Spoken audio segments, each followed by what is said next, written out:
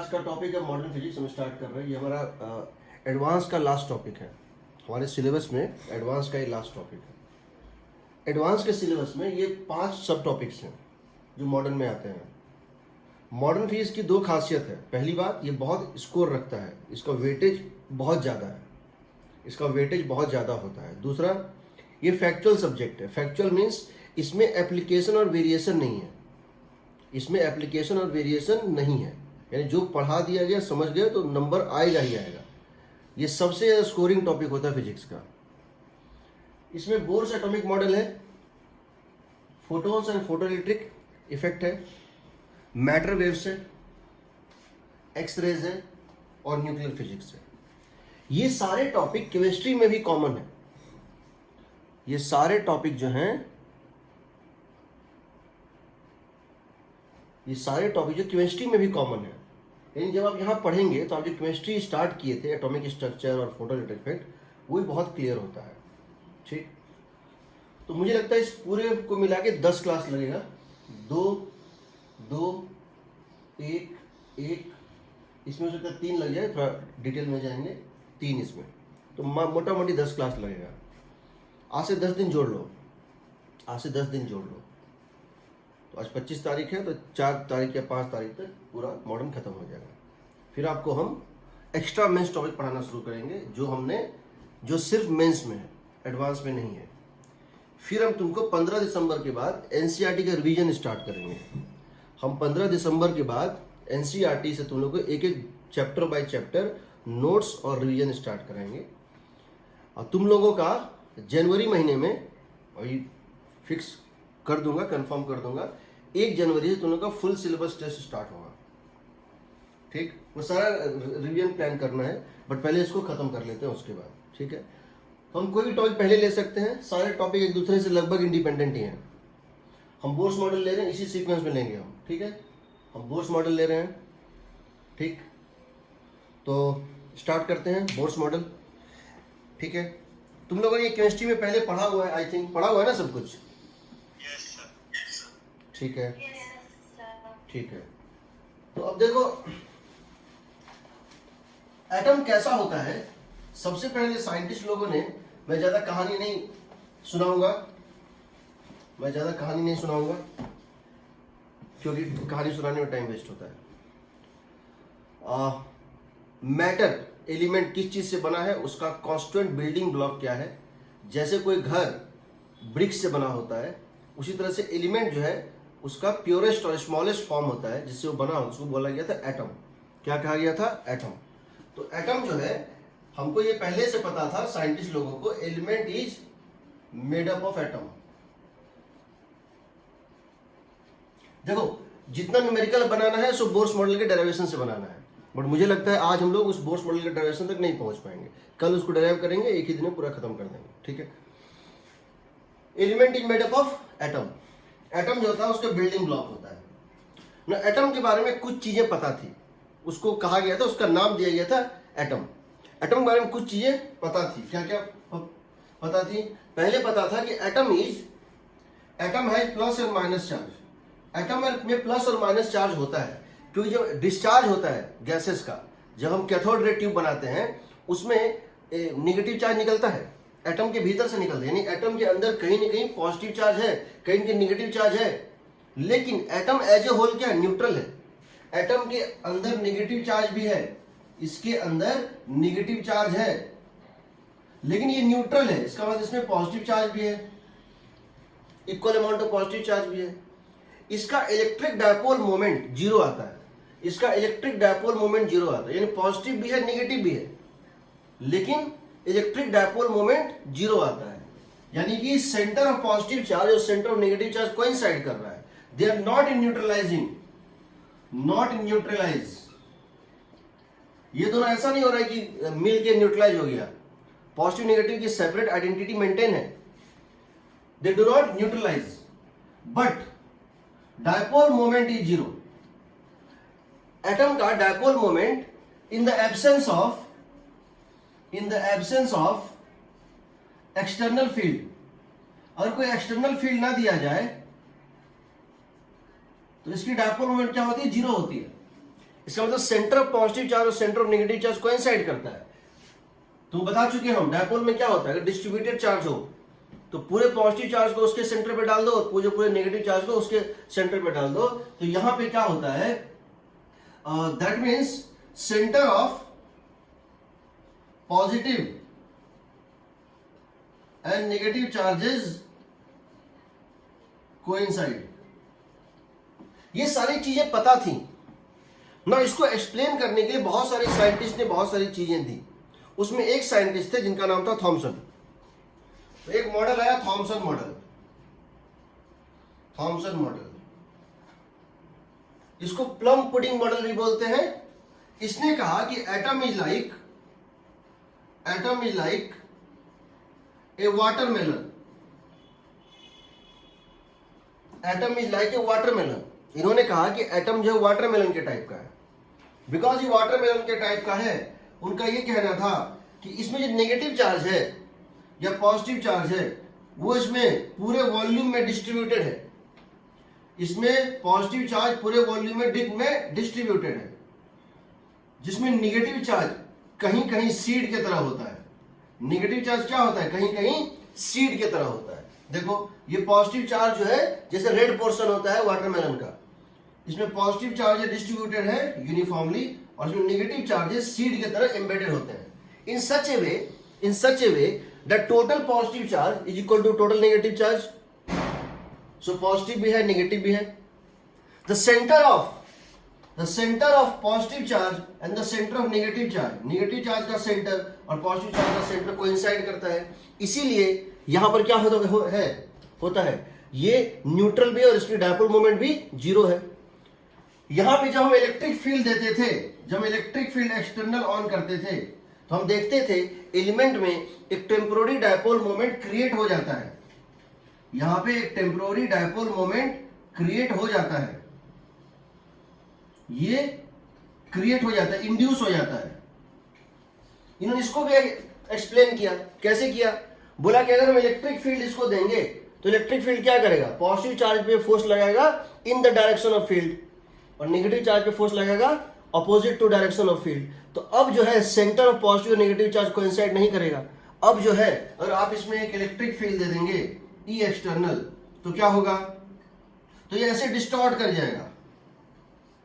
Negative charges ज्यादा इस side चले जाएंगे और पॉजिटिव चार्जेस ज्यादा इस साइड चले जाएंगे, क्योंकि इलेक्ट्रिक फील्ड क्या करता है, पॉजिटिव चार्ज पे इन द फील्ड ऑफ के डायरेक्शन में लगाता है फोर्स और नेगेटिव चार्ज में वेट लगाता है। इसलिए यहां पर सेंटर ऑफ नेगेटिव चार्ज यहां पे होगा और सेंटर ऑफ पॉजिटिव चार्ज यहां होगा। सो एक इंड्यूस्ड डायपोल मोमेंट क्रिएट हो जाएगा। इसके बाद यहां पर एक और चीज था कि जो स्पेक्ट्रम होता है, स्पेक्ट्रम क्या होता है कि जब आप किसी एटम के ऊपर लाइट गिराते हैं, जब किसी एटम के ऊपर आप लाइट गिराते हैं वो उसको एब्जॉर्ब कर लेता है, वो एक्साइट हो जाता है, फिर वो जब डी एक्साइट करता है तो वो एनर्जी एमिट करता है। ये ऑब्जर्वेशन था। तो इसको इसने कैसे एक्सप्लेन किया थॉमसन ने, उसने कहा कि देखो एच एटम की बात करो। एच एटम में उसने ये कहा, उसने एच एटम में क्या कहा कि ये जो तुम्हारा पॉजिटिव चार्ज है प्लस ई, ये पॉजिटिव चार्ज है प्लस ई, ये पूरे मान लो वॉल्यूम में डिस्ट्रीब्यूटेड है और इसके सेंटर पर एक माइनस ई का चार्ज है। समझ रहे हो ना, ये प्लस ई पूरे वॉल्यूम में डिस्ट्रीब्यूटेड है और इसके सेंटर पे माइनस ई का चार्ज है। जैसे अर्थ, धरती के सेंटर पे एक टनल बना के कोई चीज को डाल दो, यहां फोर्स कितना था, जीरो था। जैसे इसके ऊपर लाइट गिरेगा इसको एनर्जी मिलेगी, तो इसको जब एनर्जी मिलेगी तो ये मूव करेगा ऊपर, लेकिन ये भाग नहीं पाएगा। तो ये एसएचएम करने लगेगा। क्यों करने लगेगा, तुमको पता है कि सॉलिड स्फीयर के अंदर, किसी सॉलिड स्फीयर के अंदर फील्ड जो होता है वो प्रोपोर्शनल टू डिस्टेंस होता है। E इक्वल टू होता है 1/4 pi epsilon not Q by R cube into R। यही था ना। तो जब ये इलेक्ट्रॉन जो सेंटर पे था, इसको जब तुम फोटोन गिराओगे ये इसको एब्जॉर्ब करेगा, ये एक्साइट हो जाएगा। अब ये जब एक्साइट होगा तो फिर इसको थोड़ा सा एनर्जी मिलेगा, ये बाहर भागना चाहेगा but due to attraction from centre ये रुक जाएगा, फिर वापस आएगा, ये एसएचएम करेगा। जब ये एसएचएम करेगा तो जब भी कोई चार्ज पार्टिकल पीरियोडिक मोशन करता है, जब भी कोई चार्ज पार्टिकल कोई पीरियोडिक मोशन करता है तो वो इलेक्ट्रोमैग्नेटिक वेव एमिट करता है। तो इसकी जो टाइम पीरियड होगी, कौन सी टाइम पीरियड, कैसे निकालोगे टाइम पीरियड, लिखोगे तुम यहां पर acceleration is equal to minus E by M, यही ना, acceleration is equal to minus E by M, लिखोगे ना, ये हो जाएगा माइनस ई, ये हो जाएगा माइनस ई, और ई का मतलब क्या हो गया, के क्यू, क्यू मतलब क्या हो गया, एच एटम है, एक प्रोटॉन और एक न्यूट्रॉन होता है, K E by R cube into X divided by M. तो देखो ये क्या आ गया, एसएचएम चला गया, माइनस ओमेगा स्क्वायर एक्स। जो ओमेगा एसएचएम का होता है उसी ओमेगा को ये एमिट भी करता है। तो ये एक फोटोन एमिट करेगा ऐसे एच न्यू, यही लाइमन बार्मर सीरीज में मतलब आता था। तो उसने हर चीज को एक्सप्लेन कर दिया। थॉमसन ने अपने मॉडल से एक ऐसा मॉडल बनाया जो सारी एक्सपेरिमेंट्स को फुलफिल कर रहा था, इसीलिए लोगों ने इसको एक्सेप्ट कर लिया। लोगों ने कहा कि हाँ, थॉमसन ने जो ऐसा मॉडल दिया है जो सारे एक्सपेरिमेंटल ऑब्जर्वेशंस को सेटिस्फाई कर रहा है, that means we have got what the atomic model is. Thomson ने इस चीज को सॉल्व कर लिया। किसको सॉल्व कर लिया? थॉमसन ने इसको सॉल्व कर लिया कि एटम क्या होता है, एटम कैसा होता है। ये चीज सेटल हो गई, बहुत दिनों तक सेटल रही, टिल एक एक्सपेरिमेंट हुआ, उसको बोलते हैं रदरफोर्ड्स अल्फा स्कैटरिंग एक्सपेरिमेंट।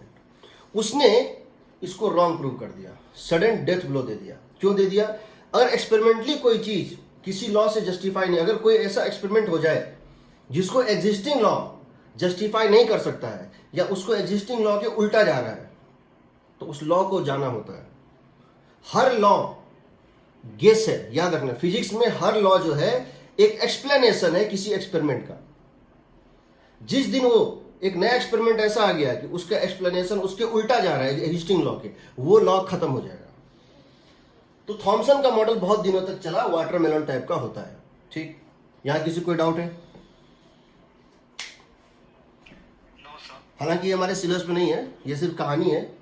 मैं कहानी सुनाने में विश्वास नहीं रखता हूं, लेकिन चूंकि पहला क्लास है मुझे कहानी सुनानी पड़ेगी, क्योंकि जब कंटिन्यूटी ऑफ स्टोरी बनता है तो याद रहता है। ठीक है, अब क्या होता है, इसके बहुत दिनों बाद एक दूसरे साइंटिस्ट आते हैं, उनका नाम है रदरफोर्ड। वो एक एक्सपेरिमेंट करते हैं, उसका नाम होता है रदरफोर्ड्स अल्फा स्कैटरिंग एक्सपेरिमेंट। ये भी तुम लोग केमिस्ट्री में पढ़े हुए।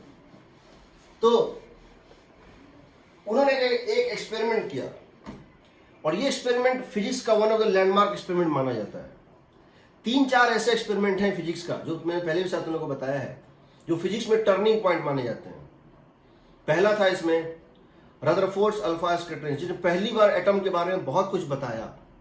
दूसरा था यंग्स डबल स्लिट एक्सपेरिमेंट, जिसने पहली बार प्रूव किया कि लाइट को वेव नेचर होता है। तीसरा था मिकेल्सन एंड मोरले एक्सपेरिमेंट, जिसने 2 चीजें प्रूव की। पहली बार ईथर मीडियम नहीं होता है, वैक्यूम होता है।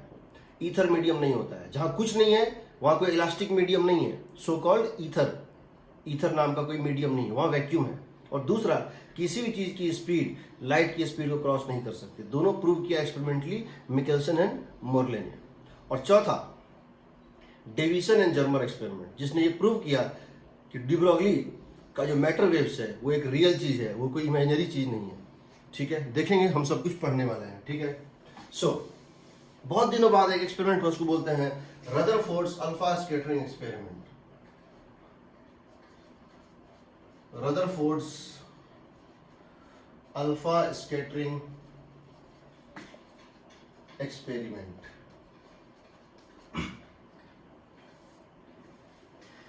रदरफोर्ड ने क्या किया कि एक थिन गोल्ड फॉइल लिया। क्या लिया? ये बहुत पतला पेपर लिया, एक सीट लिया, किसका? गोल्ड फॉइल का। उसने एक थिन गोल्ड फॉइल लिया। इसकी थिकनेस जो है वो बहुत कम है, बहुत कम मतलब 3 to 4 एटॉमिक लेयर्स। ये मैक्सिमम इसकी जो थिकनेस है 3 to 4 एटॉमिक लेयर्स है बस। इसने एक सीट लिया, एक फॉइल लिया, बहुत पतला, माइक्रो इसमें यानी यहां पर एक एटम है मान लो, तो यहां हो सकता है दूसरा एटम हो सकता है यहां तीसरा एटम हो सकता है चौथा एटम हो, पांचवा एटम हो, ऐसे करके इस तरह से। ऐसा नहीं तो बहुत मोटा ले लिया। दूसरा इसने क्या किया, यहां से अल्फा पार्टिकल्स को बम्बार्ड किया। A stream of high energy alpha particles को बम्बार्ड किया, बॉम्बार्डेड। ना सवाल है, इसने यहां गोल्ड फॉइल लिया, इसने क्या लिया, थिन गोल्ड फॉइल लिया, थिन गोल्ड फॉइल लिया ना। सवाल है गोल्ड फॉइल ही क्यों लिया, गोल्ड फॉइल ही क्यों लिया। वो गोल्ड फॉइल इसलिए लिया क्योंकि gold is highly malleable and ductile. आप गोल्ड फॉइल का बहुत थिन शीट बना सकते हैं। हर एलिमेंट जितना भी मौजूद है सबसे थिन शीट बन सकता था तो गोल्ड का बन सकता था। गोल्ड लेने का कारण दो था। पहला, गोल्ड क्यों लिया, क्योंकि ये हाईली मेलिएबल एंड डक्टाइल,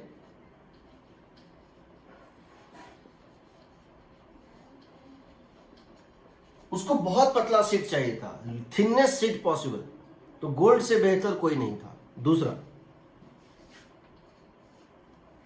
उसको एक ऐसा एटम चाहिए था जिसका मास थोड़ा बड़ा हो, उसको एक ऐसा एटम चाहिए था जिसका मास नंबर थोड़ा बड़ा हो।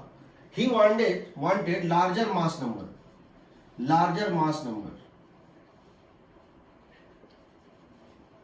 वो साइकिल का कोलिजन ट्रक के से कराने की कोशिश कर, वो साइकिल का कोलिजन, ये साइकिल है उसका वो कोलिजन ट्रक के साथ कराना चाह रहा था।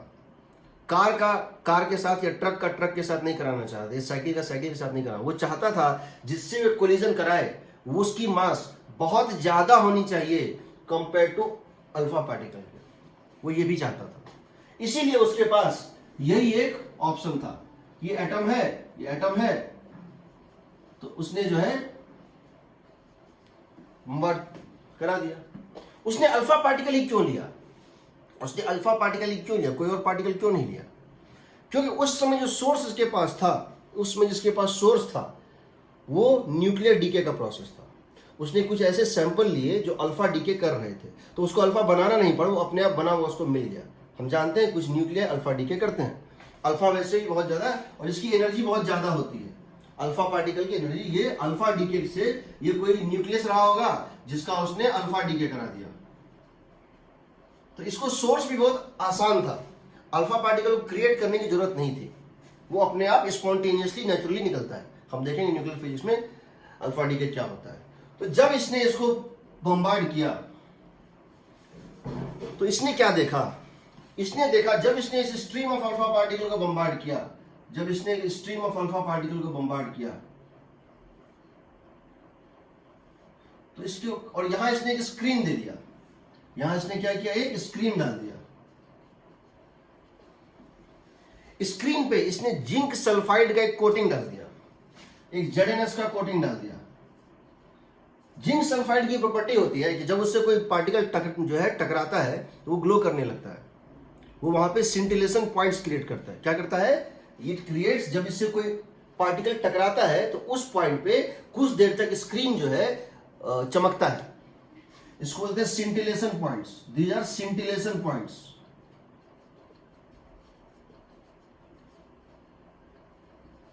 जब इसने अल्फा पार्टिकल को बम्बार्ड किया तो इसने क्या पाया, इसने जब इस स्क्रीन को देखा तो इसको स्क्रीन कुछ ऐसा दिखा, ये स्क्रीन था वो इसको कुछ ऐसा दिखा।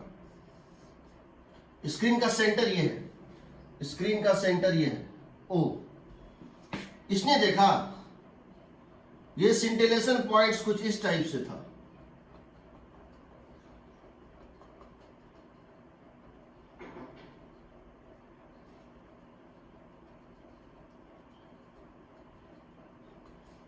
मतलब इसने ये देखा कि जो इसका सेंटर है वहां बहुत ज्यादा पार्टिकल जाके हिट कर रहा था, ऑलमोस्ट 99% इतने के भीतर में हिट कर रहा था। और जैसे जैसे तुम इससे दूर जाओगे, जैसे जैसे, तो यहां पर most of the alpha particle यहां पर या इसके आसपास हिट कर रहा था। कुछ पार्टिकल डेविएट कर रहा था, कुछ पार्टिकल दूर भी जा रहा था, और कुछ पार्टिकल तो एक स्क्रीन इसने यहां डाल दिया, एक स्क्रीन इसने यहां डाल दिया, कुछ पार्टिकल तो इसको जाके हिट कर दिया, कुछ पार्टिकल तो इसको जाके हिट कर दिया। यानी कि उसने ये देखा कि ऑलमोस्ट ऑल, उसने ये देखा almost all alpha particles, all means more than 99% alpha particles passed the gold foil undeviated, straight निकल गया, आर पार निकल गया। बहुत स्ट्रेंज था। अगर ये एटम वाटरमेलन के जैसा होता तो ऐसा नहीं होना चाहिए था, कोलिजन होना चाहिए था। ये तभी हो सकता है जब ये वाटरमेलन ना होता, इसमें स्पेस खाली होता, ये ऐसा होता, ये ऐसा होता। यानी इसकी समझो, कोलाइड करने के लिए रास्ते में आना जरूरी है। कोई चीज चल रहा है स्ट्रीम, उसके रास्ते में आओगे तो कोलाइड करेगा। इसका मतलब जितना एरिया में वो चल रहा है उसका बहुत कम एरिया पे तुम मौजूद हो, बाकी तो उसके अगल बगल से निकल जाएगा। हम अगर कोई चीज ऐसे करके जा रहा है और हम इतना बड़ा इसमें अगर एक स्टॉप लगा दे, हम अगर इतना बड़ा इसके ऊपर क्या करें, हम एक इतना बड़ा इसमें बॉल डाल दें, तो कोलिजन के चांसेस ज्यादा है कंपेयर टू अगर हम इतना छोटा यहां पर एक पॉइंट डाल दें।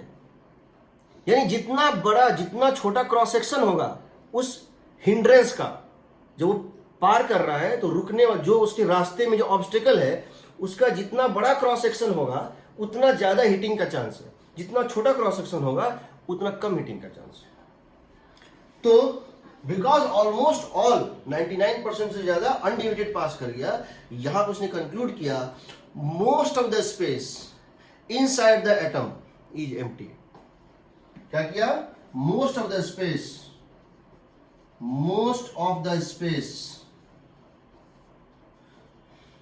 inside the atom is empty। इसका मतलब है it is not watermelon, it is somewhat like papaya. तो ये तो वहीं खत्म हो गया, थॉमसन मॉडल तो यहीं खत्म हो गया। तो एक्सपेरिमेंटली थॉमसन मॉडल के अगेंस्ट ही जा रहा था। अगर ये वाटरमेलन होता तो कहीं न कहीं टकराता जरूर, बट चूंकि वाटरमेलन नहीं है, मोस्ट स्पेस एम्प्टी है, इसलिए वो एटम के अंदर घुस के भी नहीं टकराया, एटम के अंदर पेनिट्रेट करके निकल गया लेकिन टकराया नहीं। इसका मतलब है most of the space inside the atom is empty.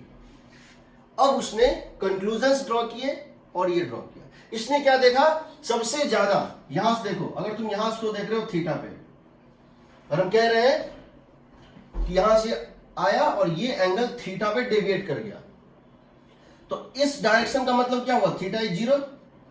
इसका मतलब क्या हुआ? Theta is 0। इसका मतलब क्या हुआ? मान लो थीटा इज 30 डिग्री। इसका मतलब क्या हुआ? ऐसे चला गया, थीटा इज 90 डिग्री। और जो पीछे आ गया उसका मतलब थीटा इज ऑब्ट्यूज, यही ना। और जो बिल्कुल पीछे आ गया उसके लिए थीटा कितना आ जाएगा? 180 डिग्री। ठीक है। तो उसने ये देखा, जब ग्राफ प्लॉट किया तो उसने ये पाया कि number of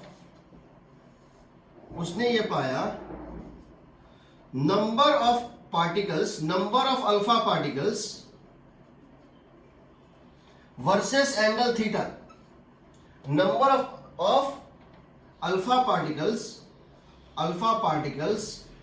deviated at an angle theta, वो इस तरह से था। जब थीटा को बढ़ाओगे तो नंबर ऑफ पार्टिकल घटेगा, जब थीटा को बढ़ाओगे तो नंबर ऑफ पार्टिकल घटेगा, जब थीटा को बढ़ाओगे तो नंबर ऑफ पार्टिकल घटेगा। ठीक। जब थीटा 0 की तरफ लोगे तो नंबर ऑफ पार्टिकल बहुत लार्ज है, मोस्ट। और जब थीटा 180 की तरफ लोगे, एक मिनट, थीटा ये 0 है और ये मान लो 180 है। ठीक है। तो नंबर ऑफ पार्टिकल जो होगा यहां पर होगा 0 और यहां पर होगा ज्यादा, ऐसे। ठीक है ना। जब थीटा 0 की तरफ है तो नंबर ऑफ पार्टिकल बहुत ज्यादा है, जब थीटा इधर है तो इस टाइप से कुछ ग्राफ बनेगा। ये ग्राफ हमारे सिलेबस में नहीं है, बट लास्ट ईयर मेंस में पूछा है, तो 2019 के मेंस में क्वेश्चन आया है। इसमें होता है, इसको डेराइव नहीं करना है। मैंने जो वो भेजा है उसमें पेज नंबर 5 पे नोट्स में ये दिया हुआ है, number of particles at an angle theta is inversely proportional to 1/sin⁴ θ/2। हमको इससे भी कोई मतलब नहीं है, हमको ये फॉर्मूला याद नहीं करना है, हमको बस ये समझना है कि more is the theta lesser is the angle. ठीक, तो 0 डिग्री पर सबसे ज्यादा, 1 डिग्री पे उससे ज्यादा, 2 डिग्री पे 1 डिग्री से कम, बट 0 डिग्री से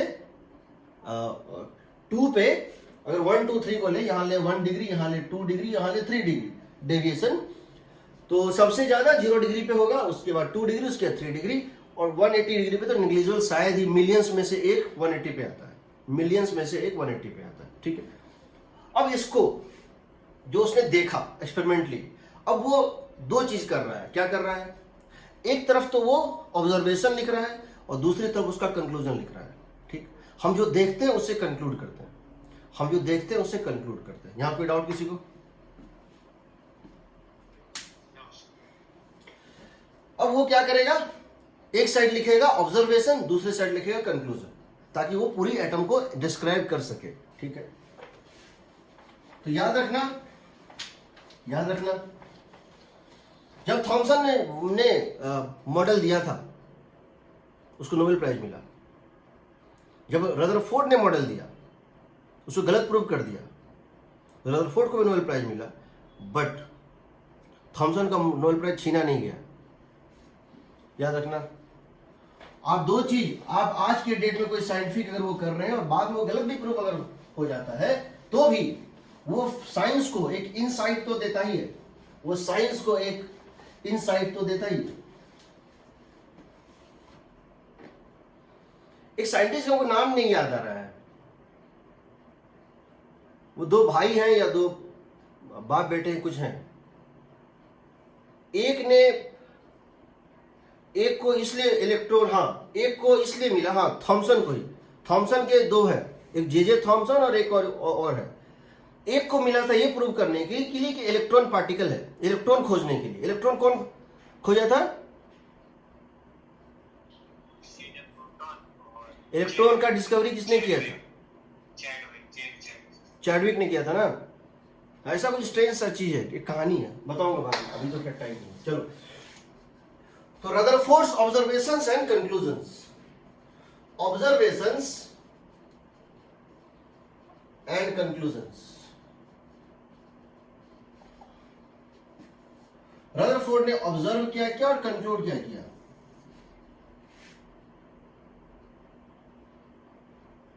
पहला, most of alpha particles pass the gold foil undeviated. इसका मतलब क्या हुआ? कंक्लूजन क्या था? Most of the space inside the atom is empty, most of the space inside atom is empty. ठीक, यानी बहुत कम स्पेस में भरा हुआ है, बहुत कम स्पेस भरा हुआ है, नेग्लिजिबल स्पेस भरा हुआ है, नेग्लिजिबल स्पेस भरा हुआ है। दूसरा,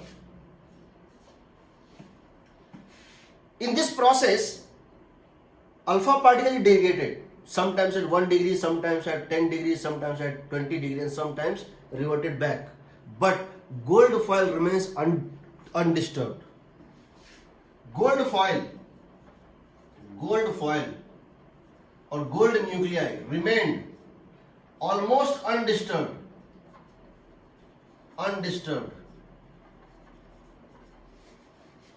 in the process, while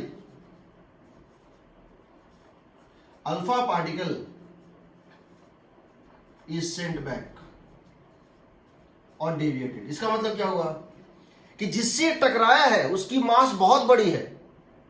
Rutherford alpha spread experiment is an example of elastic collision. जब भी कोई कोलिजन बिना कांटेक्ट में आए होता है ड्यू टू इलेक्ट्रोस्टैटिक या ग्रेविटेशनल फील्ड, उसको बोलते हैं फील्ड कोलिजन, और फील्ड कोलिजन हमेशा इलास्टिक होता है, याद रखना। तो gold foil remains almost undisturbed in the process, पूरे प्रोसेस गोल्ड फॉइल अनडिस्टर्ब्ड है। इसका मतलब क्या है, इसका मतलब क्या है, एक कार जा रहा है और कार किसी से टकराया, जिस चीज से टकराया उसको कुछ नहीं हुआ और कार पीछे लौट गया। इसका मतलब ये तो कंक्लूड कर सकते हैं कि जिससे टकराया उसका मास कार के मास से बहुत ज्यादा रहा होगा। इसका मतलब है गोल्ड न्यूक्लियाई, या ये यू कह सकते हैं mass of nuclei is too large. That means थोड़े से तो जगह पे है ये, मोस्ट ऑफ स्पेस तो एम्प्टी है, मोस्ट ऑफ स्पेस तो खाली है, थोड़े से जगह में मास है, थोड़े से वॉल्यूम में मास है, बट मास बहुत बड़ा है, इसका डेंसिटी बहुत ज्यादा रहा होगा। इसका मतलब है large mass is present in small positive centre. तो इसको किसने रिपेल किया होगा, अल्फा पार्टिकल को किसने रिपेल करके पीछे भेजा होगा, इलेक्ट्रोस्टैटिक फोर्स ऑफ रिपल्सन ने। यानी जो भी पॉजिटिव चार्ज है वो इतना भारी है कि उसको कुछ नहीं हो रहा है। इसका जो पॉजिटिव चार्ज है वो उसका मास बहुत बड़ा है, उसका वॉल्यूम बहुत छोटा है, इसका मतलब उसका डेंसिटी बहुत बड़ा है। Large mass is present in small positive centre, therefore positive charge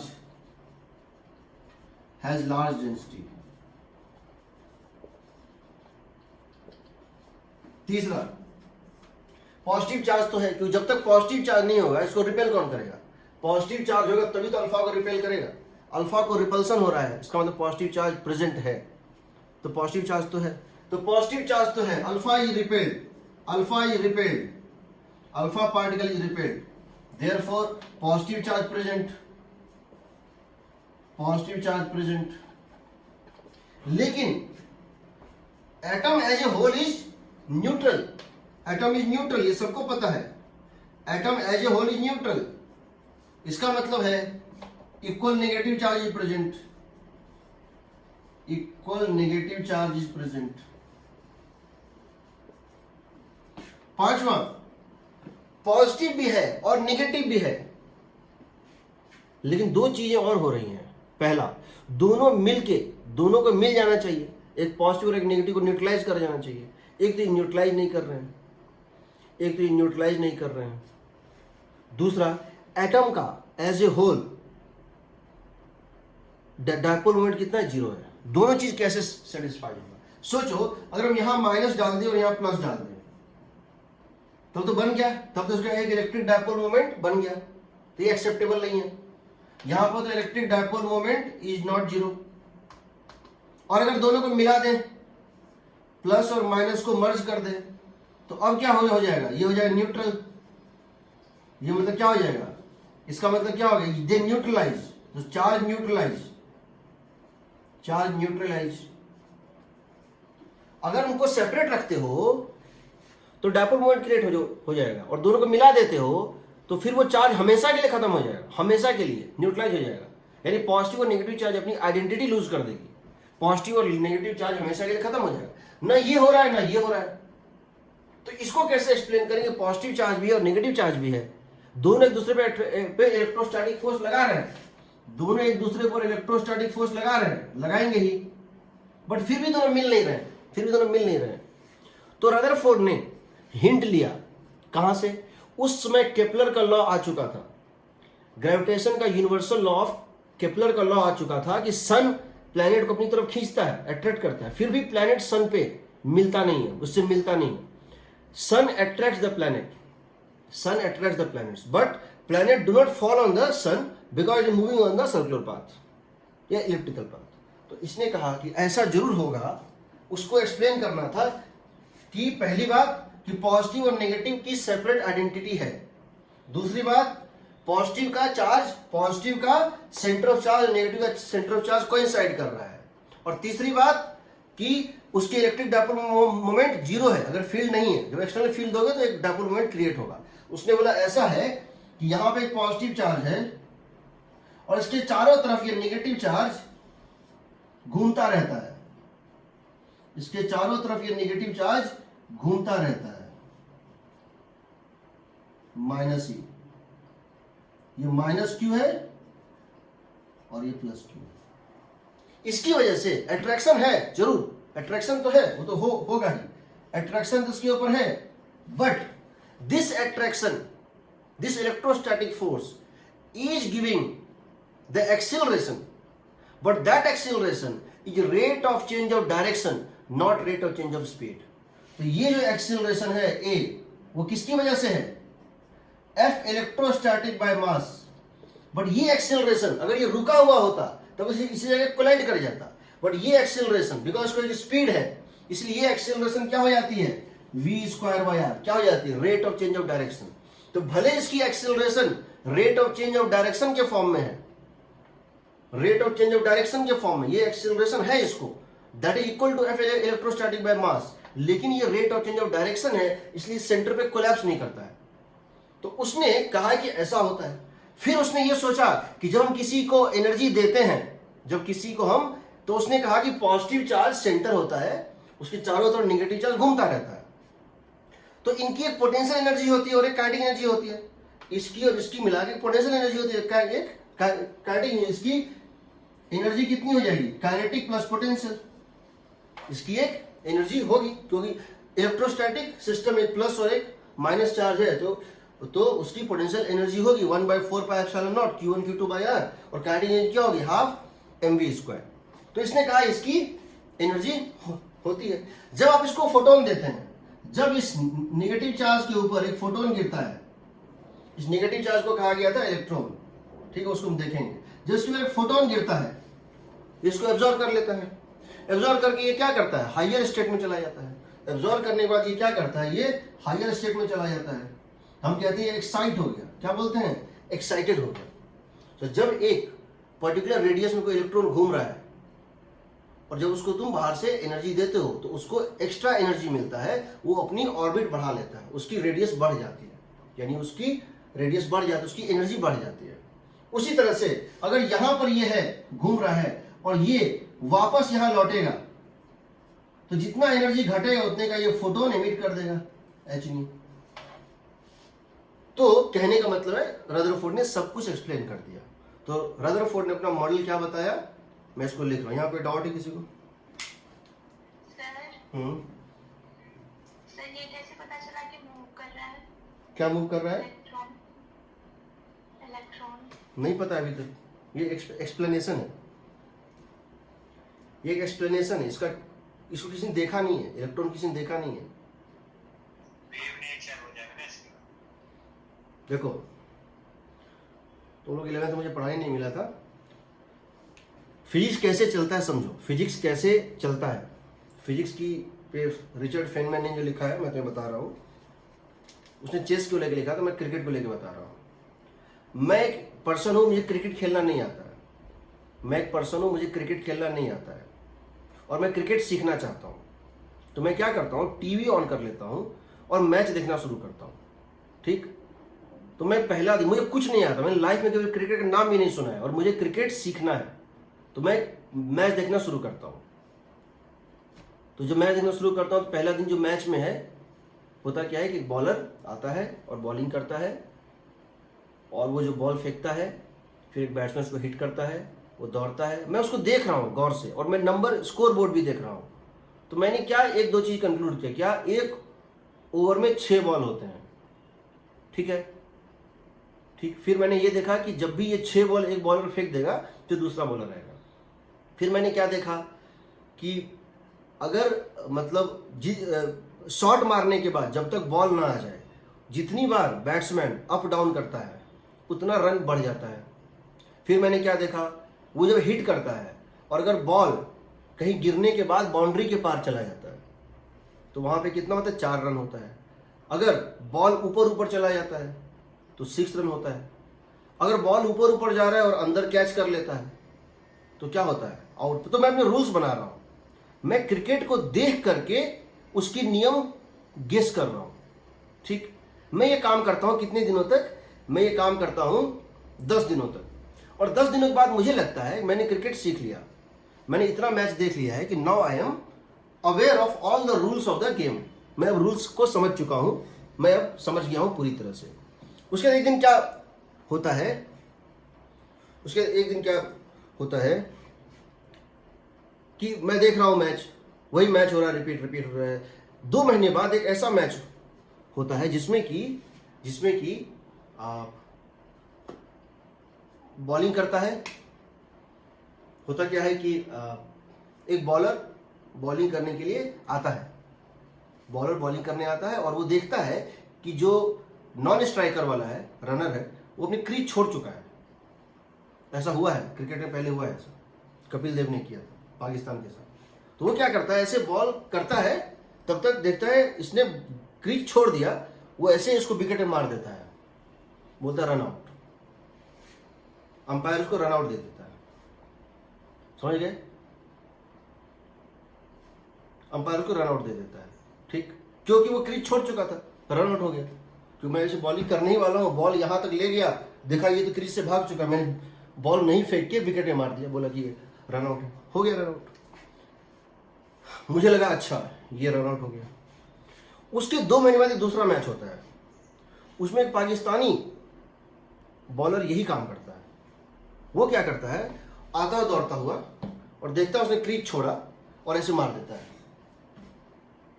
इस बार वो रन आउट नहीं होता है, इस बार वो रन आउट नहीं होता है। वो क्रीज छोड़ चुका है, वो बॉल मार दिया, बट रन आउट नहीं होता है। तो पता चला क्यों नहीं हुआ रन आउट। तो क्रिकेट का एक नया रूल पता चला। क्या रूल था? जब आप इसको ऐसे करके लाते हैं, जब ये आपका हाथ इस वर्टिकल लाइन को क्रॉस कर जाता है, देन गेम स्टार्ट्स। और जब तक ये बॉल इसके पीछे है, ये डेड बॉल। डेड बॉल मतलब समझते हो ना, अभी गेम स्टार्ट नहीं हुआ है, अभी रेस्ट में चल रहा है। 2 बॉल के बीच में पूरी टीम रेस्ट पे होती है, तो ये रेस्ट पे चल रहा है।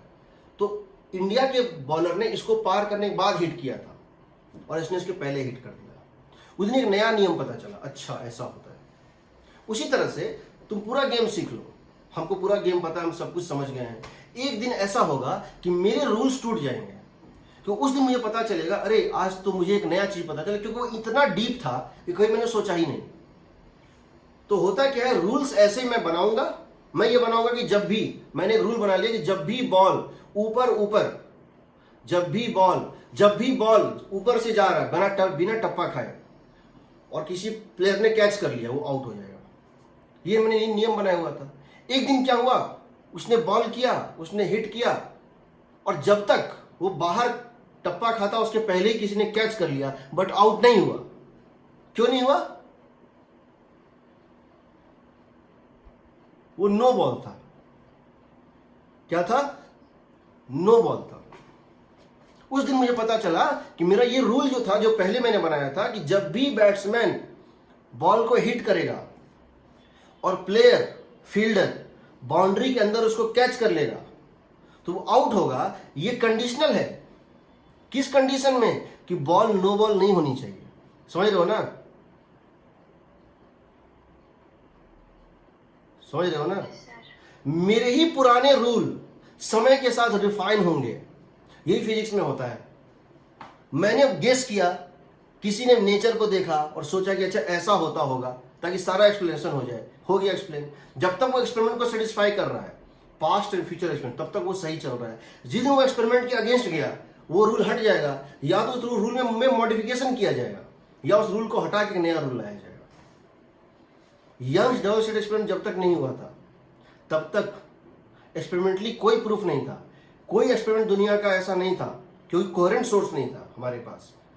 कोहेरेंट सोर्स नहीं था, इसलिए हमारे पास एक्सपेरिमेंटली इसका कोई प्रूफ नहीं था कि लाइट को वेव नेचर है। बट यंग्स ने जब ये प्रूव कर दिया कि लाइट को वेव है, और बोला प्रूव करो इसको, मेरा ये एक्सपेरिमेंट है, देखो दिखाई दे रहा है, यहाँ लाइट गिरा, 2 स्लिट है और ये इंटरफेरेंस पैटर्न बन रहा है। यहाँ पे 2 लाइट मिलकर डार्कनेस दे रहा है, यहाँ 2 लाइट मिलकर डार्कनेस दे रहा है, आई और आई मिलकर 0 दे रहा है, और यहाँ आई और आई मिलकर 4i दे रहा है। एक्सप्लेन करो। पूरी फिजिक्स में उसमें कोई ऐसा थ्योरी नहीं था जो उसको एक्सप्लेन कर सकता। इनफैक्ट अगर लाइट को वेव नेचर है, अगर लाइट को पार्टिकल नेचर है, तो YDAC इज इम्पॉसिबल। अगर लाइट को पार्टिकल नेचर है, देन YDAC इज इम्पॉसिबल। और वहां पॉसिबल दिख रहा था सामने, ये रहा एक्सपेरिमेंट करके, इसको एक्सप्लेन करो। तो उस दिन लोगों ने कहा कि पार्टिकल नेचर अब तक जो समझते थे वो गलत था। वेव नेचर है, क्योंकि वेव नेचर उसको तो एक्सप्लेन कर ही रहा था जो पार्टिकल से हो रहा था, और इसको भी कर रहा है। पार्टिकल नेचर सिर्फ उसको कर रहा था, इसको नहीं कर पा रहा था। पार्टिकल नेचर से कुछ हो रहा है, कुछ नहीं हो रहा है, वेव नेचर से सब हो रहा है। तो ये किस्मत की बात थी कि पार्टिकल नेचर उसको एक्सप्लेन कर पा रहा था, या हमारा एक्सप्लेनेशन वहां मैच हो जा रहा था, वो किस्मत की बात थी। कहने का मतलब है अभी भी कोई भी थ्योरी फिक्स नहीं है, पूरा बॉक्स ओपन है, पूरा फील्ड ओपन है, कोई भी चाहे उसको चैलेंज कर सकता है एक्सपेरिमेंट के थ्रू। आइंस्टाइन ने कहा था किसी चीज की स्पीड, किसी मटेरियल या वेव की स्पीड लाइट की स्पीड को क्रॉस नहीं कर सकती है, आज तक क्रॉस नहीं की है, इसीलिए वो टिका हुआ है। जिस दिन किसी भी चीज की स्पीड लाइट की स्पीड को क्रॉस कर जाएगी, आइंस्टाइन का थ्योरी रॉन्ग हो जाएगा, और उस थ्योरी के बेसिस पे जो जो एक्सपेरिमेंट उस खंबे पे टिके हुए हैं, जो जो प्रोसेस, जो भी नई थ्योरी इस खंबे पे टिके हुए हैं, उसका बेसिस है कि स्पीड ऑफ लाइट से ज्यादा स्पीड नहीं हो सकती है, वो सभी कोलैप्स कर जाएंगे। उस दिन फिर नई थ्योरी आ जाएगी। तो ऐसा होता है फिजिक्स में, कोई ऐसा नहीं। हम लोग सिर्फ एक्सप्लेन करते हैं, हम डिस्कवरी करते हैं, इन्वेंशन नहीं करते हैं। न्यूटन के सर पे एप्पल गिरा, ग्रेविटी उसके पहले भी थी, न्यूटन ने सिर्फ ग्रेविटी को समझा, न्यूटन ने ग्रेविटी का आविष्कार नहीं किया।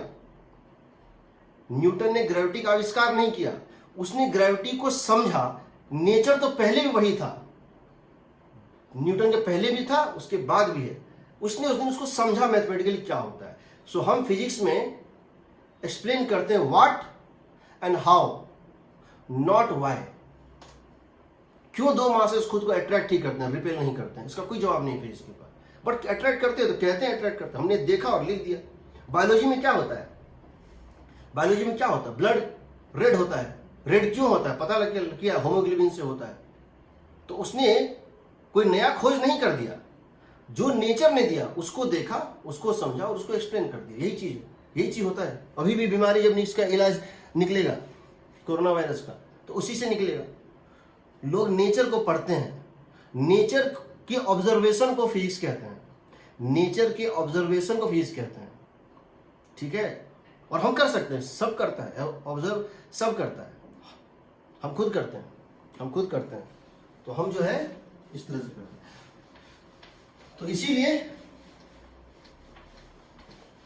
इलेक्ट्रॉन घूम रहा है ये कोई नहीं जानता है, बट हाँ अभी तक इलेक्ट्रॉन की थ्योरी से चीजें एक्सप्लेन हो रही है। जब तक हो रही है चल रहा है।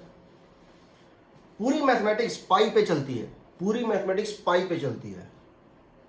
पाई की वैल्यू कोई नहीं जानता है। It is non repeating non terminating decimal number, उसका वैल्यू एग्जैक्टली कोई नहीं जानता है। बट पूरी मैथमेटिक्स π/2, π/3, tan π/4 पाई पे चल रही है, जिसका वैल्यू कोई नहीं जानता है। पूरी फिजिक्स और केमिस्ट्री इलेक्ट्रॉन पे चल रही है, जिसको किसी ने नहीं देखा है आज तक। ठीक, तो ऐसा है, बट एक्सप्लेनेशन है, उससे हमारा काम हो रहा है, हमको याद नहीं करना पड़ रहा है, उससे हम चीज़ों को एक्सप्लेन कर पा रहे हैं और नई चीज़ें बना भी पा रहे हैं। इलेक्ट्रॉन के कॉन्सेप्ट पे ही करंट इलेक्ट्रिसिटी चलता है और फैन एक्चुअली में चलता है। इलेक्ट्रॉन का कॉन्सेप्ट हो सकता है मेरा इमेजिनरी कॉन्सेप्ट हो, बट अगर उस कॉन्सेप्ट से मेरा फैन चल रहा है और मुझे हवा दे रहा है तो क्या दिक्कत है। ठीक है, सो देखो रदरफोर्ड मॉडल में क्या था। Rutherford model,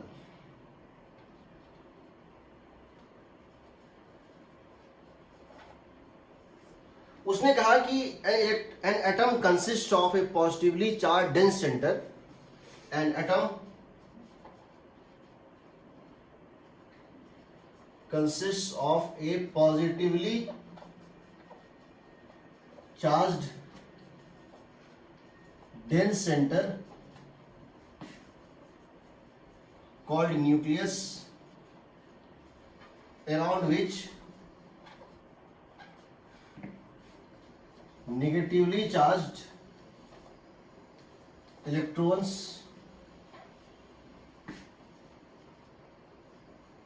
revolve in circular orbits. The centripetal force is provided by the electrostatic force. The electrostatic force provides the centripetal force। ठीक, तो उसने कहा कि देखो ये होता है पॉजिटिव चार्ज सेंटर, इसको ZE मान लो। अगर उसकी एटॉमिक नंबर Z है तो उसकी एटॉमिक नंबर कितनी है? Z है, न्यूक्लियस की एटॉमिक नंबर Z है, उसमें Z प्रोटॉन है और E होता है प्लस E होता है चार्ज ऑन ईच प्रोटॉन। तो एटॉमिक नंबर अगर Z है तो ZE होगा। मान लो इसमें एक इलेक्ट्रॉन इस तरह से घूम रहा है, मान लो इसमें एक इलेक्ट्रॉन इस तरह से घूम रहा है, एक ही इलेक्ट्रॉन ले लो तब तक के लिए। तो उसका ये कहना था ये इसको अट्रैक्ट करेगा किस फोर्स से? 1/4 pi epsilon naught, 1/4 pi epsilon naught ZE into E by R square. ये क्या है?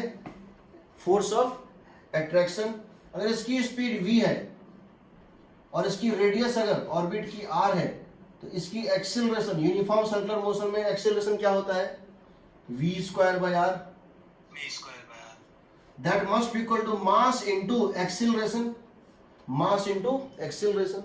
This force radially inward, this force is radially inward, that must be equal to mass into acceleration radially inward, and that is v square by r। यहाँ देखिए एक r से एक r cut जाएगा, एक r, इसको k डाल देते हैं फॉर द टाइम बीइंग। यहाँ जाएगा k ZE square by r is equal to mv square. ये हो गया फर्स्ट इक्वेशन, एक r कट गया। ठीक, यहां से तुम क्या निकाल सकते हो? Kinetic energy. यहां से बताओ काइनेटिक एनर्जी क्या होगी? बताओ काइनेटिक एनर्जी क्या होगी? Half mv square. तो कितना आ जाएगा बताओ? k ZE square bye 2r आएगा ना?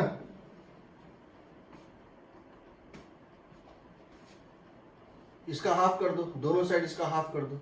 इसका पोटेंशियल एनर्जी क्या होगा? तुम जानते हो पोटेंशियल एनर्जी क्या होता है? 1/4 pi epsilon naught Q1 Q2 ZE into minus E by R। ये हो जाएगा देखो minus K ZE square by R होगा। तो टोटल एनर्जी कितनी हो जाएगी बताओ? दोनों को जोड़ दोगे, काइनेटिक प्लस पोटेंशियल, तो कितना है? Minus K ZE square bye 2r। यानी अगर काइनेटिक एनर्जी की वैल्यू x है और काइनेटिक एनर्जी की वैल्यू x है तो पोटेंशियल एनर्जी होती है -2x, -2 ये होती है -x। तो अब इसका ये कहना है ये -x होता है, तो इससे तुम्हारा एनर्जी निकल गया। यानी इस स्टेट में इस सिस्टम की एक एनर्जी है E, एनर्जी है E, टोटल एनर्जी है। जब इस पे फोटोन गिरेगा और इस फोटोन को एब्जॉर्ब करेगा तो इसकी एनर्जी बढ़ जाएगी। तो जब एनर्जी बढ़ेगी तो रेडियस बढ़ेगी कि घटेगी? पहले सोच बताओ।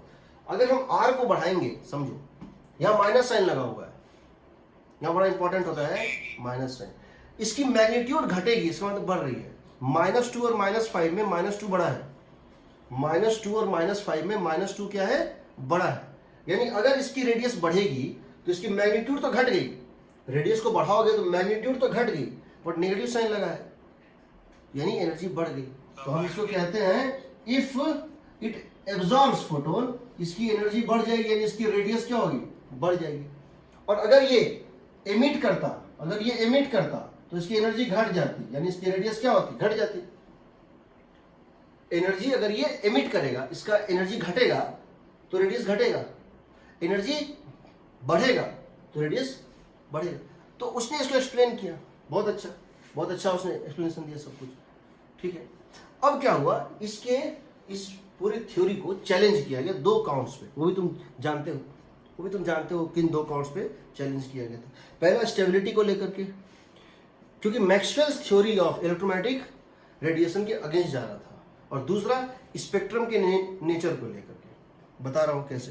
तो ये इसका थ्योरी था। यहां कोई डाउट किसी? अब देखो मेरे पास चैलेंज, इसको चैलेंज क्यों किया गया? तो इसका मॉडल ये था कि इस पे घूमते रहता है। ठीक, तो बेसिकली अगर आपने कोई थ्योरी दिया है और उस समय की साइंटिफिक कम्युनिटी के पास कुछ एक्सपेरिमेंटल ऑब्जर्वेशंस हैं, और आप किसी थ्योरी को दे रहे हो और उस टाइम की साइंटिफिक कम्युनिटी के पास कुछ एक्सपेरिमेंटल ऑब्जर्वेशंस हैं, तो it's your duty they would ask you to explain those observations, तुमको उन ऑब्जर्वेशन को एक्सप्लेन करना पड़ेगा। तो इसको ये ड्रॉबैक नहीं कहेंगे, ड्रॉबैक बुक्स में यूज करते हैं, मैं इसको बोलूंगा शॉर्ट कमिंग कहो या फिर चैलेंज कहो। Challenge, Bohr's model could not explain, no, Rutherford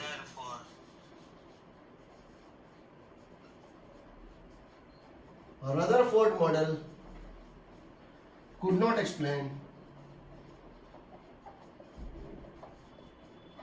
mainly following 2 points.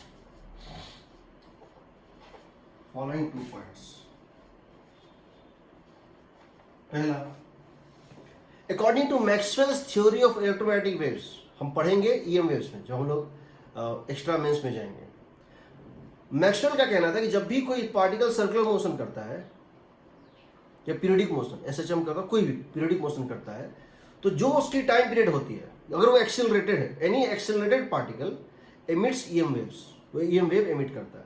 Any accelerated charge particle emits EM waves, और वो ईएम वेव जो एमिट करता है वो किस पॉइंट से, वो कहाँ से लाता है, अपने मैकेनिकल एनर्जी को ही कन्वर्ट करके फोटोन बना देता है।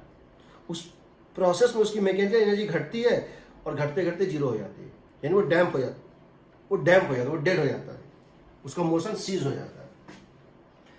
According to Maxwell's theory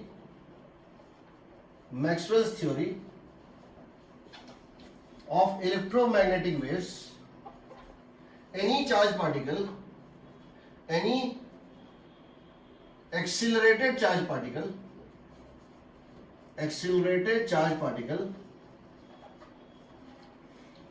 emits EM waves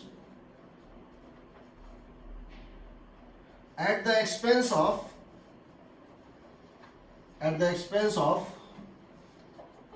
its mechanical energy। वो अपनी मैकेनिकल एनर्जी को कन्वर्ट कर देता है किसमें, एंड फाइनली स्टॉप्स, या finally loses all the energy. According to that theory, अगर ये प्लस चार्ज है और इसके चारों तरफ एक इलेक्ट्रॉन ऐसे घूम रहा है, ये एक्सेलरेटेड मोशन है, भले इसमें सेंट्रल एक्सेलरेशन बट एक्सेलरेटेड तो है, तो इसको क्या करना चाहिए, इसकी एनर्जी जो भी थी शुरू में, इसको एनर्जी लूज करना चाहिए, क्योंकि ये एक्सेलरेटेड है, इसको एनर्जी एमिट करना चाहिए in the form of electromagnetic wave, इसको एनर्जी एमिट करना चाहिए in the form of electromagnetic wave. और इस प्रोसेस में इसकी मैकेनिकल एनर्जी घटेगी, तो जो एनर्जी एमिट हुआ है वो उसने अपने मैकेनिकल एनर्जी को ही, अपने टोटल एनर्जी में से कुछ को फोटोन बना दिया, तो इसकी एनर्जी घटती जाएगी, ये एमिट होता जाएगा, ये घटती जाएगी और फाइनली इसको इस पे आके कोलैप्स कर जाना चाहिए।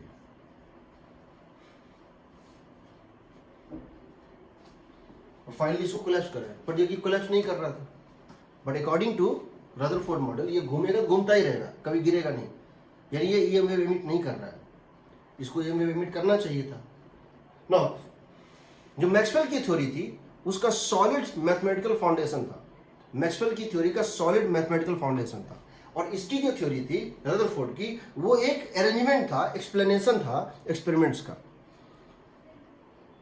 तो इसको उसमें ज्यादा एक्सेप्टेंस मिला हुआ था कंपेयर टू रदरफोर्ड। रदरफोर्ड इसको एक्सप्लेन नहीं कर पाया कि ये इलेक्ट्रॉन क्यों घूमता रहेगा, क्यों नहीं कोलैप्स करेगा, अगर ऐसा है तो अकॉर्डिंग टू इसके तो करना चाहिए था। और अगर ये कोलैप्स कर जाता सपोज, तो क्या होता बता देता हूं।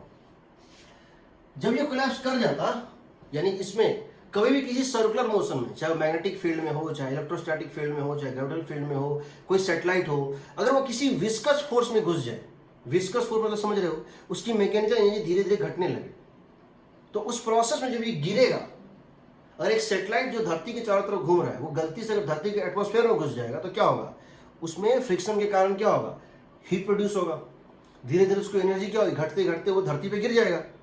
इस प्रोसेस में जब वो स्पाइरल पाथ पे घूम के गिरेगा, उस प्रोसेस जब ये अंदर की तरफ घूमता जाएगा, इसकी काइनेटिक एनर्जी बढ़ती जाती है, और पोटेंशियल एनर्जी क्या होती है, घटती जाती है। तुम बोलोगे सर ये कैसे हो रहा है, ये तो अंदर आ रहा है, इस पे तो फ्रिक्शन है, ये इसकी एनर्जी तो घट रही है ना। हाँ सर। तो काइनेटिक एनर्जी बढ़ क्यों रही है, तो काइनेटिक एनर्जी बढ़ क्यों रही है, याद रखना।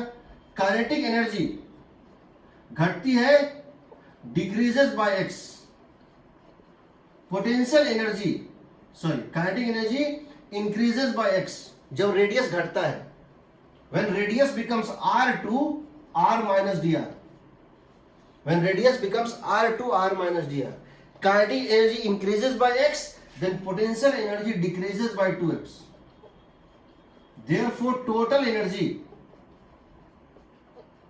decreases by x। समझ रहे हो। Yes sir.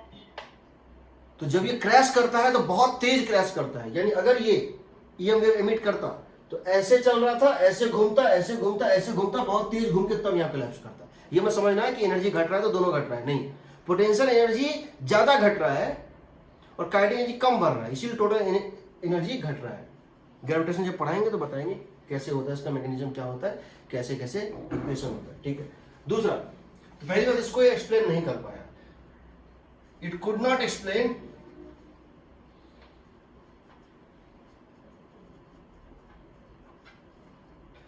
The stability of atom.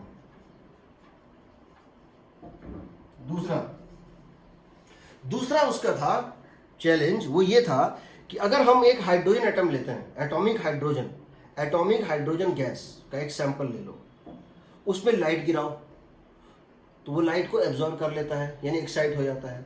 जब वो वापस लौटता है, डी एक्साइट होता है, तो उस प्रोसेस में वो बहुत सारे वेवलेंथ एमिट करता है। हम उस सारे वेवलेंथ को निकालते हैं, उसमें कौन कौन से यूनिक वैल्यू ऑफ वेवलेंथ है, तो हमको उसमें फाइनाइट नंबर ऑफ वेवलेंथ मिलते हैं, but according to Rutherford model उसमें इनफाइनाइट मिलना चाहिए था, वाइट मिलना चाहिए था। क्यों?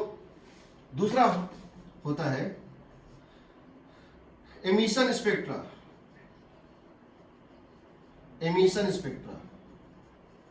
ये क्या होता है जी? इसका कहना है कि मान लो मेरे पास एक एटम है इस तरह से, इस तरह से, और इसमें इलेक्ट्रॉन इस तरह से घूम रहा था। मेरे पास मिलियंस ऑफ एटम है, इस टाइप से एक जैसे आइडेंटिकल एटम्स है। मैंने इसके ऊपर एक लाइट गिराया, इसकी एनर्जी थी E, और मैंने इसके ऊपर एक फोटोन गिराया, इस फोटोन की एनर्जी है h न्यू। तो इसकी टोटल एनर्जी क्या बन जाएगी बताओ? ये इसको एब्जॉर्ब कर लेगा और इसका नया जो है ऑर्बिट क्या बनेगा बताओ? इसका नया एनर्जी हो जाएगा E प्लस एच न्यू, होगा ना? तो तुमने इसको एच न्यू दिया, एनर्जी इसकी E थी।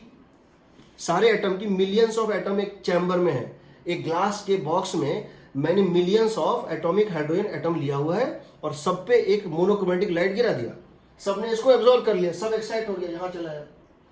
अब जब ये लौटेगा, वापस लौटेगा, एक्साइट तो कर दिया, अब जब ये डी एक्साइट होगा तो इसकी मर्जी है कहां लौटना चाहता है, इसकी मर्जी है।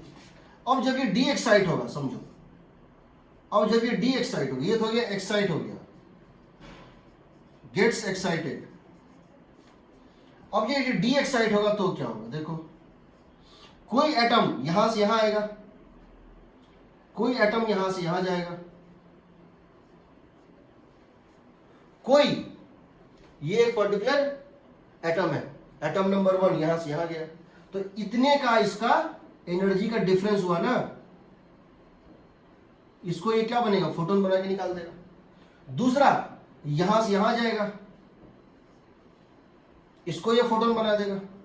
तीसरा यहां से यहां जाएगा, यानी कि अगर आप यहां पर हैं और यहां के बीच में इनफाइनाइट नंबर ऑफ पॉइंट्स है ना जहां आप लौट सकते हैं, आपका एक हाइट था, आपकी एक एनर्जी थी, मान लेते हैं ये था 10 इलेक्ट्रॉन वोल्ट मान लो, या ये था 20 इलेक्ट्रॉन वोल्ट, और ये मान लो है 10 इलेक्ट्रॉन वोल्ट। तो 20 से 10 के बीच में कितने नंबर हैं? इनफाइनाइट नंबर है ना, इनफाइनाइट है। कोई 20 से 20.19.1 पे चलाएगा, कोई 19 पॉइंट, हर चीज पॉसिबल है। यानी जो इसमें मिलना चाहिए हमको वेवलेंथ, वो हर वेवलेंथ मिलना चाहिए। हमको क्या मिलना चाहिए, जब इस पूरे सैंपल से हमको वेवलेंथ मिलेगा, ये एच न्यू, तो हमको एच न्यू हर चीज मिलना चाहिए। यहां से लेकर इस जीरो से लेकर ये टोटल डिफरेंस 10 इलेक्ट्रॉन वोल्ट के बीच का सारा वेवलेंथ मिलना चाहिए। क्योंकि कोई एटम कुछ करेगा, कोई एटम कुछ करेगा, कोई उसमें वो नहीं। तो यानी हमको यहां जो स्पेक्ट्रम मिलना चाहिए था, ये ऐसा मिलना चाहिए था। स्टार्टिंग वेवलेंथ और मैक्सिमम, लैम्डा मिनिमम से लेकर के लैम्डा मैक्सिमम के बीच में सब कुछ मिलना चाहिए था। हमको यहां पे लैम्डा मिनिमम से लेकर के और लैम्डा मैक्सिमम ये सब कुछ मिलना चाहिए था, बट मिलता नहीं है। मिलता क्या था, ये मिलना चाहिए। इसको बोलते हैं कॉन्टिन्यूअस स्पेक्ट्रा। क्या बोलते हैं इसको, कॉन्टिन्यूअस या बैंड स्पेक्ट्रा।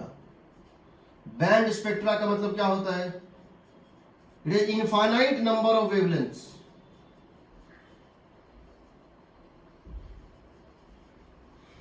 लेकिन मिलता एक्चुअली ये था, एक यहां, एक यहां, एक यहां, एक यहां, कुछ इस टाइप से। एग्जाम्पल बता रहा हूं, एग्जैक्ट वैल्यू कुछ भी हो सकता है। ये 500 नैनोमीटर मिल रहा था, ये मान लो किसी पर्टिकुलर एटम के केस में, और ये 300 नैनोमीटर मिल रहा था, और ये मान लो 200 नैनोमीटर मिल रहा था।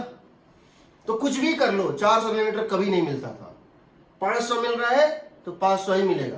500 के बाद दूसरा वैल्यू क्या पॉसिबल था, 300 नैनोमीटर लैम्डा का, उसके बीच का कोई वैल्यू नहीं आता। कुछ भी कर लो, चाहे एक्सपेरिमेंट धरती पे कर लो या मून पे कर लो, चाहे टेम्परेचर कुछ भी कर दो, कितना एक्साइट कर दो, जो करना है कर दो, 500 और 300 के बीच का नहीं मिल रहा है तो नहीं मिलेगा। और ये 500 और 300 भी जो था, ये 500 और 300 भी जो था, वो हाइड्रोजन में अलग था, हीलियम में अलग था। तो उन्होंने ये कहा कि क्यों कुछ सिलेक्टेड लाइन मिल रहे हैं। इसका मतलब क्या हुआ, कुछ ऐसा जरूर है कि जब ये नीचे आ रहा है, सीढ़ी की तरह, ये सीढ़ी की तरह है, या तो ये यहां होगा या यहां होगा, बीच में नहीं हो सकता है। यानी इसका रेस्टिंग पॉइंट जो है, जो रेडियस है, इस रेडियस के बाद अगला ये है, इसके बीच का वैल्यू जो है अलाउड नहीं है। तो कुछ तो ऐसा प्रॉब्लम है। According to Rutherford model, excited atom de excite करके कहीं भी जा सकता था, नीचे कहीं भी जा सकता था। यानी उसकी हर पॉसिबिलिटी थी। अगर मेरे पास 1 मोल है एटम, 6.023 इंटू 1023, तो उसमें जब हमको मिलेगा तो हर वेवलेंथ मिलेगा, लेकिन मिलता था कुछ सेलेक्टेड वेवलेंथ। ये क्या मिलता है, इसको बोलते हैं डिस्क्रीट स्पेक्ट्रा। डिस्क्रीट और लाइन स्पेक्ट्रा, इसको बोलते हैं लाइन स्पेक्ट्रा।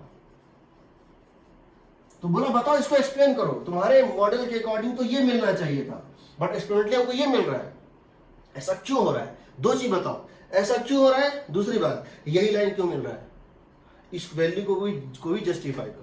रदरफोर्ड का इसका मॉडल भी नहीं था। रदरफोर्ड मॉडल गेस्ड और predicted band spectra, experimental observations वर शोइंग डिस्क्रीट और लाइन स्पेक्ट्रा। तो वहां पे ये सीरियस ऑब्जेक्शन था। अब इस सीरियस ऑब्जेक्शन को कोई सॉल्व नहीं कर पा रहा था, तो बोर ने एक काम किया, नील बोर ने काम किया। जितने भी साइंटिस्ट के डेटा थे, नील बोर को एक चीज समझ में आ गया था, कुछ तो है जो क्वांटाइज्ड होगा, कुछ तो है जो यहां से यहां के बाद ये यहीं आ सकता है, और यहां या फिर यहीं आ सकता है। मतलब हर वैल्यू ऑफ रेडियस पॉसिबल नहीं है। बट वो ये जानना चाहता था कि कैसे हम इसको जस्टिफाई करें। उसको पता था रदरफोर्ड सारा काम कर चुका है, हमको सिर्फ एक काम करना है कि उसमें एक ऐसा चीज डालना है कि आंसर मैच हो जाए। उसने आंसर मैच किया था। उसने सारे साइंटिस्ट की ये फाइल जो थे, फाइल मंगाए, उसको स्टडी किया और सोचा ऐसा क्या चीज डाल दूं कि आंसर सबके मैच होने लगे। ठीक, उसने सिर्फ एक काम किया उसको मैच कराने के लिए। तो उसने जो है, इसी कहते हैं रदरफोर्ड का मॉडल सबसे इलॉजिकल, सबसे एब्सर्ड, सबसे नॉन साइंटिफिक, लेकिन सबसे एक्यूरेट मॉडल था। उसके मॉडल का कोई एक्सप्लेनेशन नहीं था, लेकिन उसका मॉडल करेक्ट आंसर दे रहा था। यहां तक दे रहा था करेक्ट आंसर, उसने बहुत सारे साइंटिस्ट को यह तक बोल दिया कि तुम्हारी जो 529 नैनोमीटर आ रही है, तुम दोबारा एक्सपेरिमेंट करना, 531 आएगी, तुम ये एक्सपेरिमेंट दोबारा करना, तुम्हारी फाइल में तुमने ये एक्सपेरिमेंट करके निकाला है और 529 नैनोमीटर आ रहा है, 529 nanometre, that should be actually 531 nanometre according to me. और जब उस साइंटिस्ट ने दोबारा एक्सपेरिमेंट किया तो 531 ही आया। इतना ही नहीं, जो एक्सपेरिमेंट नहीं हुआ था बोर ने उसको भी गेस किया, बोला ये करोगे तो ऐसा होगा, जाओ करके देखो, और लोगों ने किया तो वही हुआ। कहने का मतलब है बोर का मॉडल चूंकि एक्यूरेट था, तो भले उसका कोई साइंटिफिक लॉजिक उस समय नहीं था, लोगों ने एक्सेप्ट कर लिया। लेकिन बाद में लोगों को यह समझ में आ गया कि बोर के मॉडल में कुछ तो है जो सही है, भले उसका एक्सप्लेनेशन उसके पास नहीं है।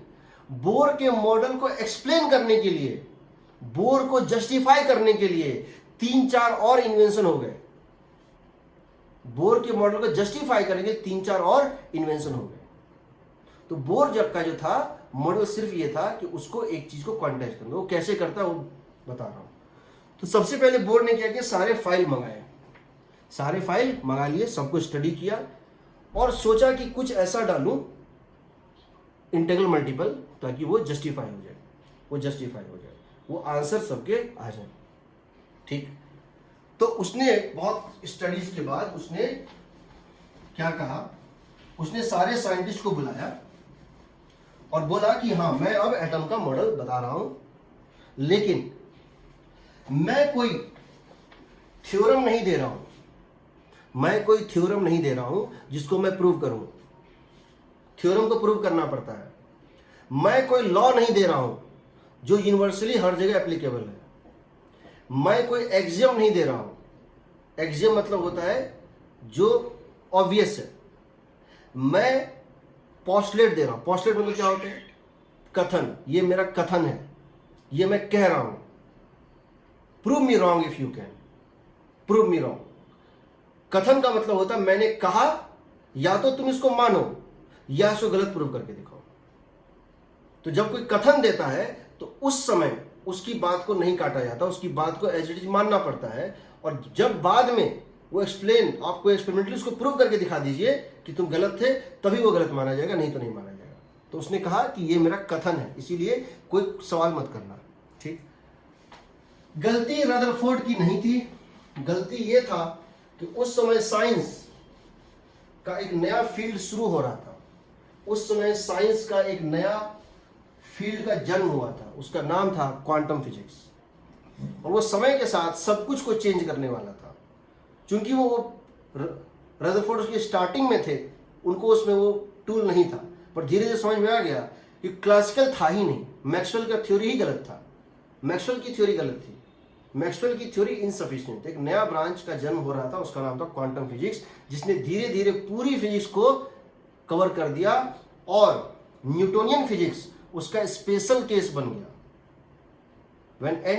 when principal quantum number tends to infinity, when principal quantum number tends to infinity पढ़े होगे, तो वो सारे एटम, वो सारे लेयर क्या होते हैं, एनर्जी कंटिन्यूस हो जाते हैं ना। when n tends to infinity, quantum physics becomes classical physics, and that is the Bohr's correspondence principle। खैर वो सब अलग चीज है। तो अब बोर का मॉडल के बारे में आपको सिर्फ बता रहा हूं, डेरिवेशन तो नेक्स्ट क्लास में करेंगे। बोर ने क्या क्या कहा था, ताकि हम नेक्स्ट क्लास में डेरिवेशन स्टार्ट करें और सीधे पूरा डेराइव करते हैं। तो बोर्स का मॉडल ये था, बोर्स पोस्टुलेट्स। बोर्स पोस्टुलेट्स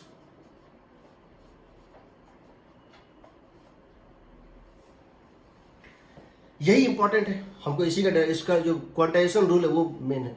तो बोर ने वही कहा जो उसने कहा था। उसने कहा कि देखो, this is valid for single electron species.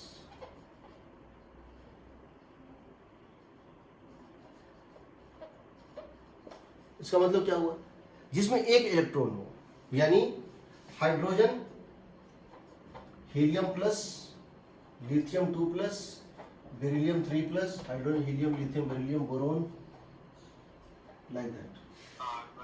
सब गैसेस स्टेट में होना चाहिए, सब गैसेस स्टेट में होना चाहिए। इनमें फर्क क्या है, एटॉमिक नंबर का 1, 2, 3, 4, 5, इसके लिए ये वैलिड था, क्योंकि इसने ये कहा कि हम for the time being complexity को प्रिवेंट करने के लिए, हम for the time being complexities को प्रिवेंट करने के लिए हम इलेक्ट्रॉन इलेक्ट्रॉन रिपल्सन नहीं ले रहे हैं, हम सिर्फ एक न्यूक्लियस और एक इलेक्ट्रॉन के बीच का फोर्स ले रहे हैं। बाद में इसको हम एक्सटेंड कर देंगे, बट अभी हम यही कर रहे हैं, ठीक है। तो इसने ये कहा, तो इसने कहा कि पहला इसका था जो रदरफोर्ड का था वही था। पहला क्या था? An atom consist of A positively charged dense center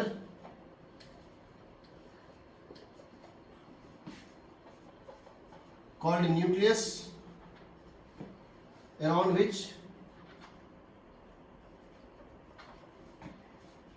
negatively charged electrons revolve on circular paths. Circular paths. The centripetal force is provided by electrostatic force. ठीक है। इसने इसको दूसरे तरह से भी बताने की कोशिश की।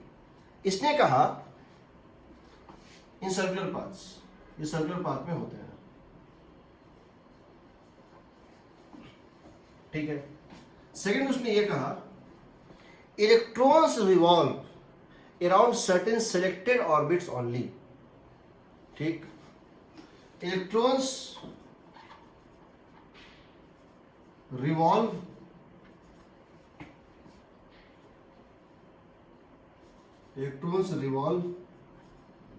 in certain selected circular orbits only. Circular orbits only.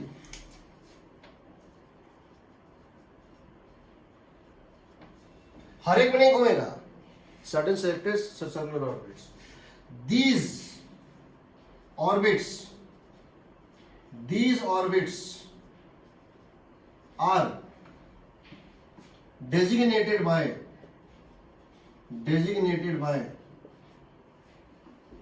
Principal quantum number 1 2 3 4 dot dot dot या number k shell, l shell, m shell, n shell, या तो नंबर से दिखाओ KLM या 1 2 3 4। These orbits are designated by principal quantum number or these letters KLM. These orbits are designated by this. These orbits are associated with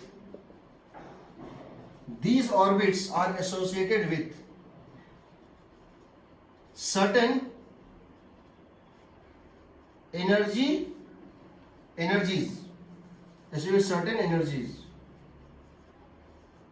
and are called क्या क्या, इसको किस किस नाम से जानते हैं? Bohr's orbits,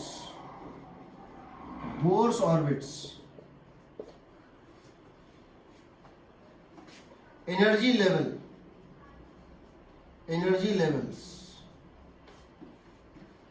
energy shells, stationary states और कुछ नाम होता है, ठीक है। तो उसने कहा कि एक ऑर्बिट यहां है, दूसरा उसके बाद यहां है, या तो इसमें घूमेगा, इसमें बीच में नहीं घूम सकता है, ठीक। इसने यहां एक बात कही, क्या कही? These Bohr's orbits are exempted from Maxwell's theory. मेरे ऑर्बिट में मैक्सवेल थ्योरी काम नहीं करेगा, मेरे ऑर्बिट के अलावा कोई ऑर्बिट होगा उसमें काम करेगा। उसने क्या कहा? Maxwell's EM wave theory, Maxwell's EM wave emission is not valid in these orbits. इसका मतलब क्या हुआ?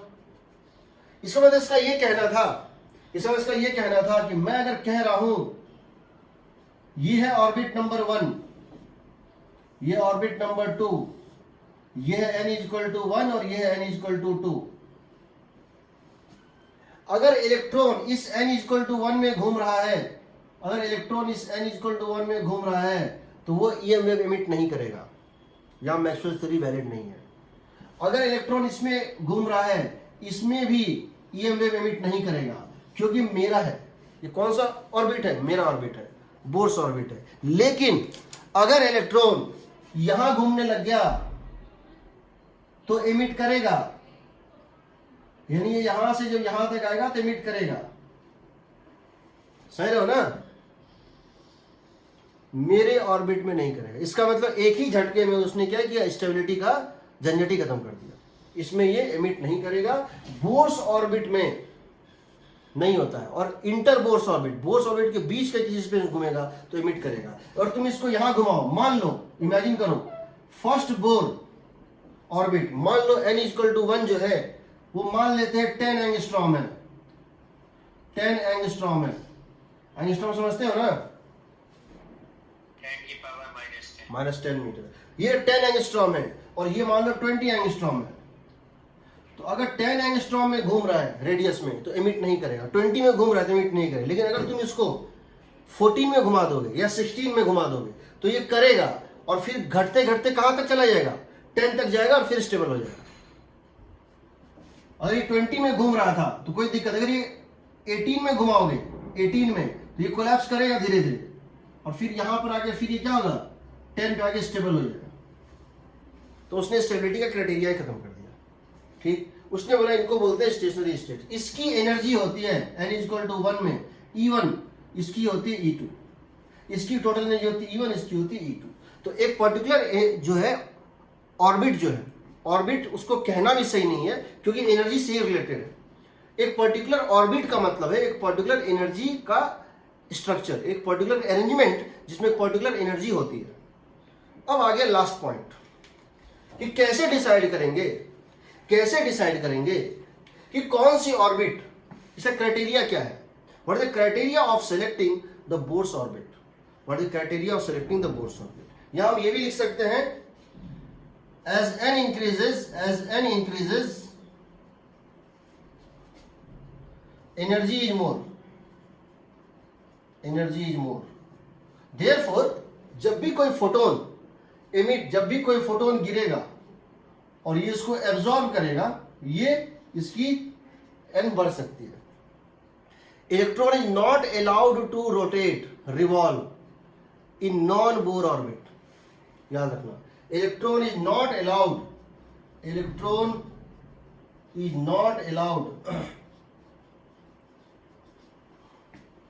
to revolve in non-Bohr circular orbit। अब क्वेश्चन है कि ऑर्बिट डिसाइड कैसे हो। उसने लास्ट रूल दिया, सबसे इंपॉर्टेंट रूल, जो उसने बहुत सारे मैथमेटिकल मैनिपुलेशन करके निकाले थे, और वो रूल था, हालांकि उसने h/2 के टर्म में नहीं दिया था, उसको बाद में h/2 से इक्वेट किया गया था। उसने कहा दैट एंगुलर मोमेंटम, तीसरा एंगुलर मोमेंटम ऑफ, क्या बताओ,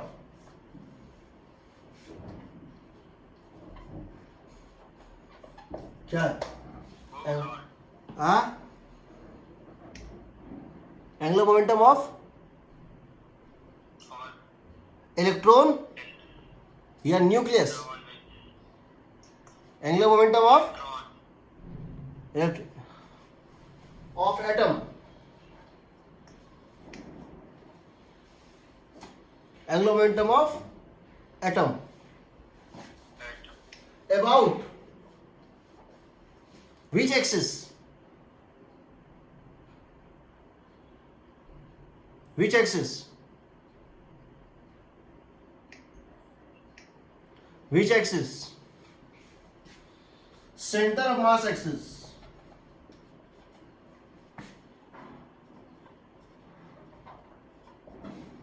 is integral multiple of h/2 integral multiple of h/2 where n is equal to 1 2 3 dot dot dot NH/2 pi integral multiple of NH/2 पाई, ठीक।